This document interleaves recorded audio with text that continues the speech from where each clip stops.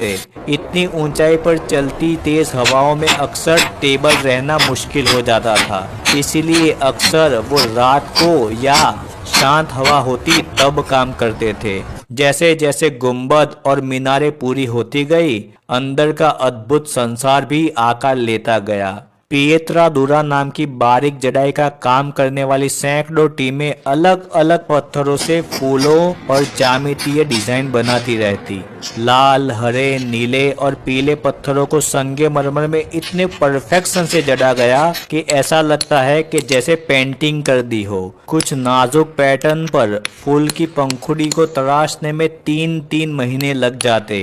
औरतें महीनों तक छोटे छोटे पत्थर पीसती, चमकाती और उनकी किनारियों को मखमली मुलायम बनाती ताकि फिट करते समय कोई दरार ना पड़े। वहीं पुरुष कारीगर बड़े स्लैब काटने और भारी काम संभालते। धीरे धीरे लगभग 1643 में मेन मकबरा लगभग बनकर तैयार हो चुका था। तब वो पाक पल आया जिसका सबको सालों से इंतजार था, मुमताज महल को उसके अंतिम कब्र तक पहुंचाने का। रात का टाइम चुना गया ताकि माहौल शांत हो। राजसी काफिला चुपचाप उस लाल कब्र के पास जमा हुआ जहां मुमताज को लगभग 10 से 11 साल पहले दफनाया गया था। फिर वो कब्र खोदी गई और हाथियों पर सजे चांदी के पिल्लर से घिरी पालकी में ताबूत को रखा गया। आगे आगे मशाल लेके सैनिक चलते रहे, उसके पीछे लोग कुरान पढ़ते और बीच में धीमी चाल से चलता वो ताबूत। ऐसा नजारा मानो पूरा माहौल गमगीन था।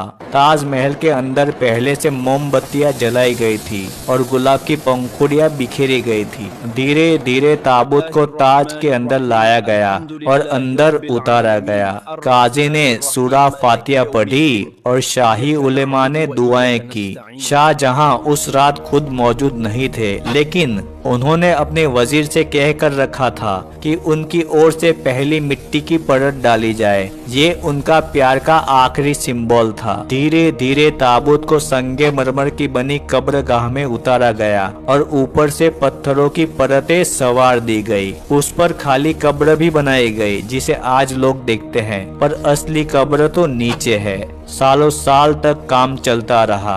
अब वो समय आ गया था, मेन डिजाइन पूरी होने लगी थी। सफेद संगमरमर के गुंबद और लाल पत्थरों के गलियारे, चारों ओर फैला चारबाग, सब मिलकर एक ऐसा नजारा बना रहे थे जिसे देखकर लोगों की सांसें थम जाती थी। लगभग 22 साल तक लगातार काम चलता रहा।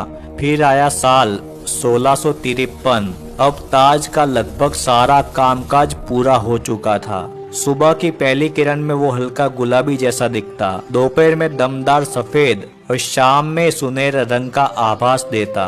हर पल अलग चेहरा। इसका असली शाही नाम था रोजा-ए-मुमताज महल, लेकिन समय के साथ साथ मुमताज से ताज निकला और पूरी दुनिया ने इसे ताज महल के नाम से पहचान लिया। 1657 में अंदर अंदर गद्दी के लिए झगड़े शुरू हो गए और 1658 में शाहजहां के बेटे औरंगजेब ने सत्ता हथिया ली।